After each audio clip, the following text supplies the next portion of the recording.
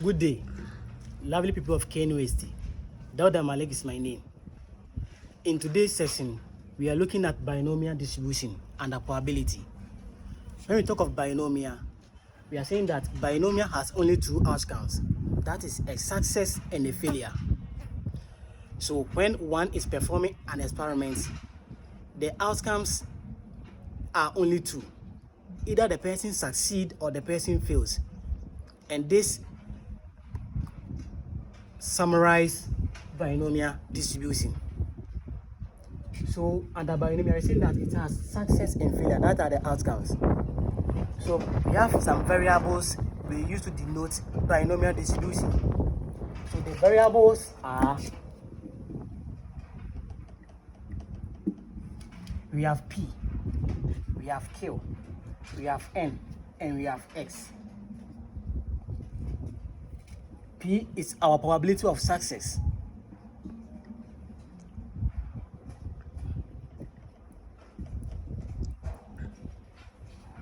Our Q is probability of failure.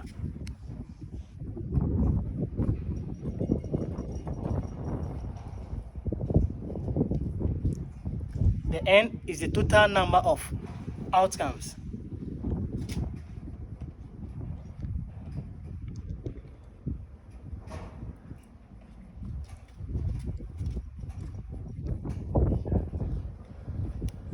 And our X is the number of success in a trial.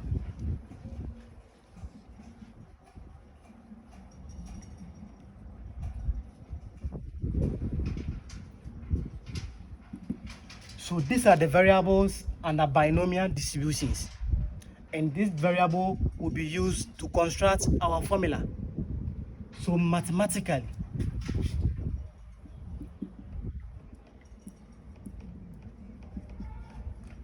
the formula denoted for binomial is n combination x.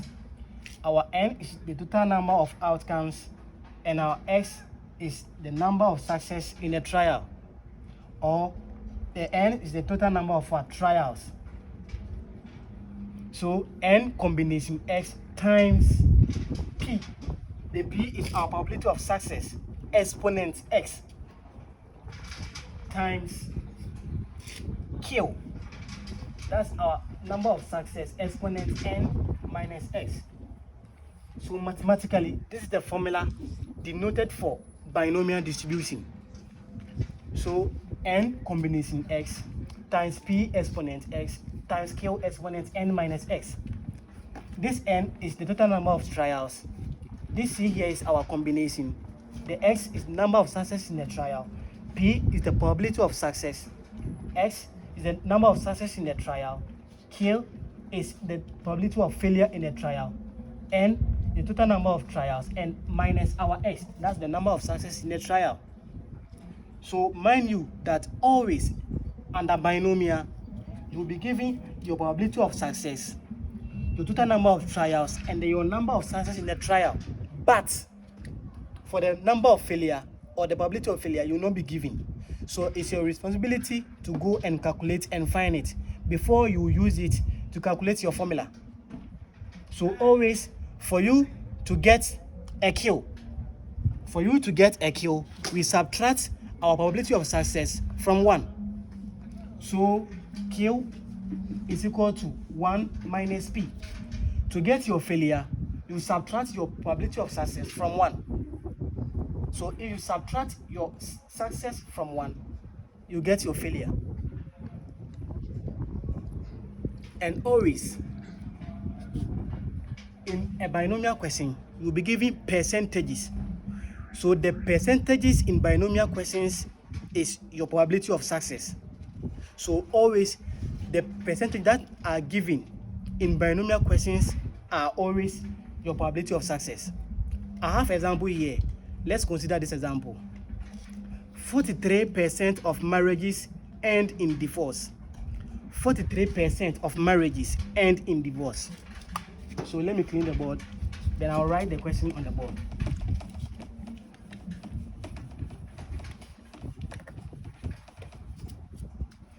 So I was saying 43% of marriages end in divorce.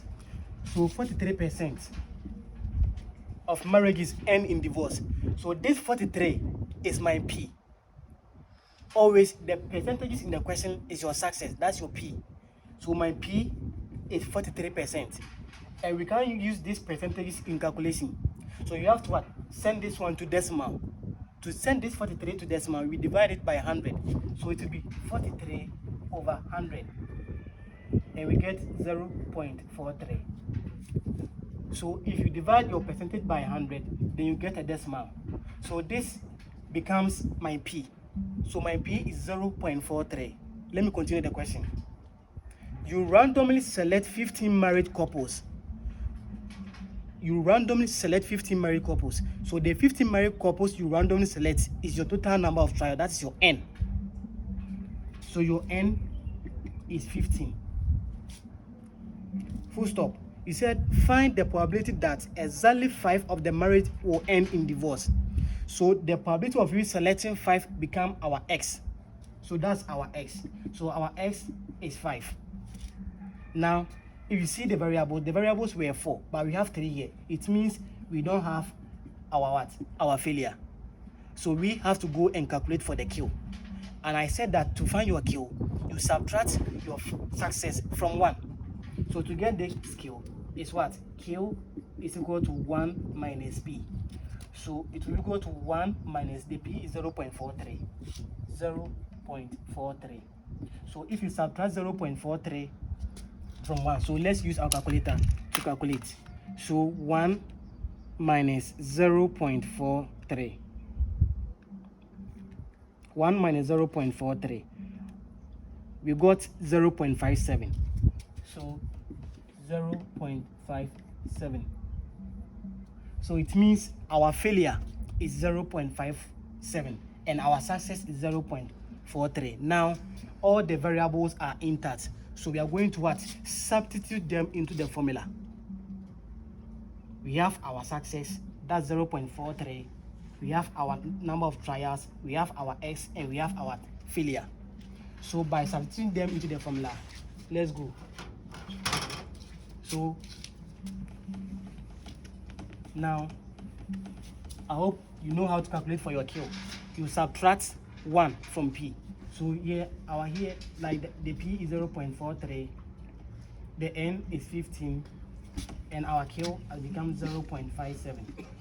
So these are the variables now. So in substituting them into the formula, we have N combination X.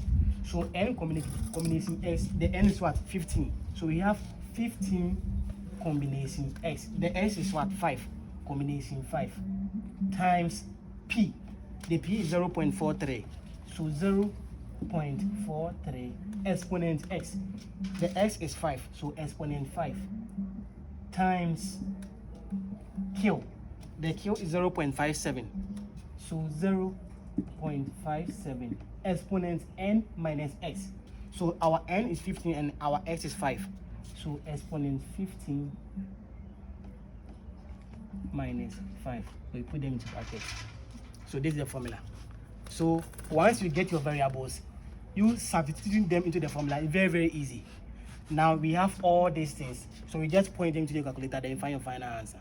So let's see how to point them. So we have 15 combination 5. So I'll point 1, 5. That's 15 combination. If you look on your calculator, you see we have NCR. The NCR is what? Your combination. So, and it's what? It's pink. So it means I have to what? Press on shift. So I'll press shift, then I'll press division sign. So you see we have C. That's the combination sign on the calculator. So 15 combination 5. I'll press 5. Then times my what? Success is what? 0.43. 0.43. Exponent, you see we have S exponent here. So exponent 5. Then I'll press 5. Then I'll shift the cursor here. Then I'll press what? Multiplication sign 5. That's times. Then I'll break my failure. That's 0.57. 0.57 exponent 15 minus 5. So to make this short, you have to subtract it before you point it on the calculator. So 15 minus 5 is 10. So 0.57 exponent 10. like this. So now I'm done. I'll press my equal to. So the final answer is 0.159. So that's my final answer. So my final answer here is 0.159. So this is how we calculate for binomial distributions.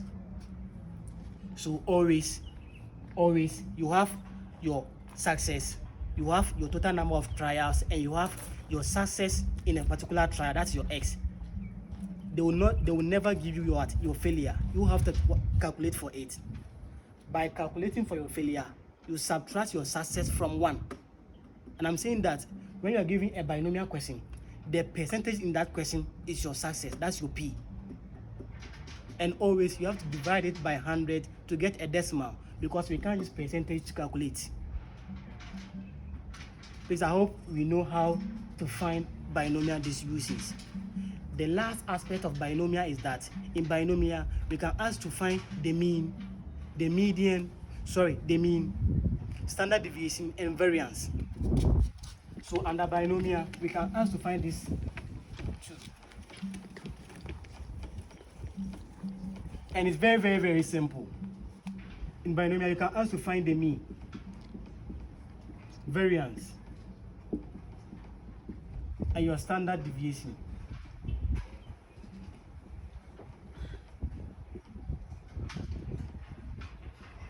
This one very simple.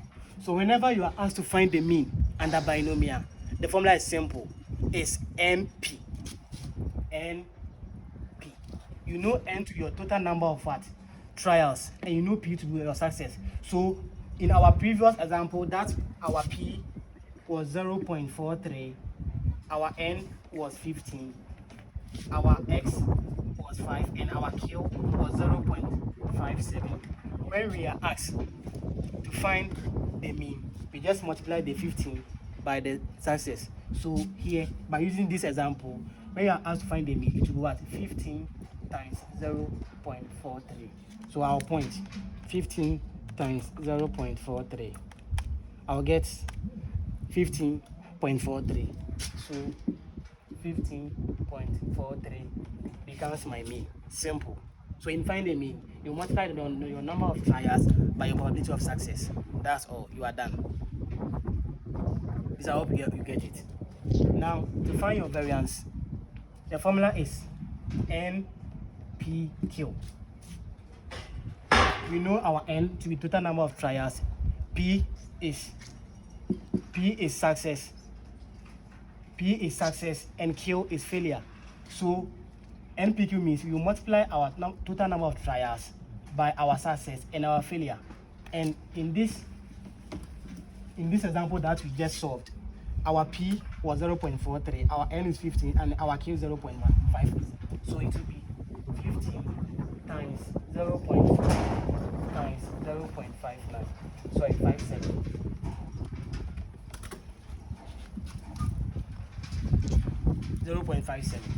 So we will multiply all of them together. Then what? We solve it.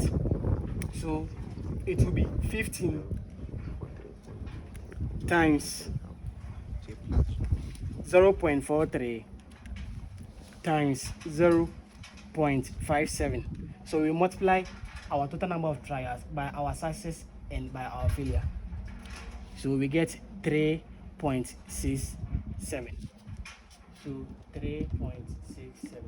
So 3.67 becomes our variance.